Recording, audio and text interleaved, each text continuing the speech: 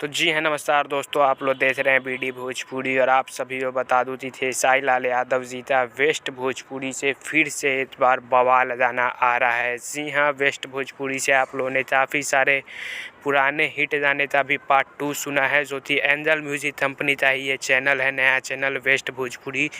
इस पर नींबू खरबूजा भइल 2, यादव जीते झंडा 2 और भी कई सारे सुपर हिट गाने थे पार्ट 2 आने वाले हैं। और फिर से एक नए गाने का अनाउंसमेंट कर दिया गया है, जो कि आप लोग कम्युनिटी पोस्ट में ये तस्वीर देख सकते हैं, जिसमें लिखा गया है कि खेसारी लाल यादव जी का नया ज़बरदस्त गाना ज़बरदस्त माहौल में जो अभी चल रहा है, तो इसी टाइम पर नया गाना आ रहा है। तो आप लोग ज़रूर तैयार रहें इस गाने के लिए।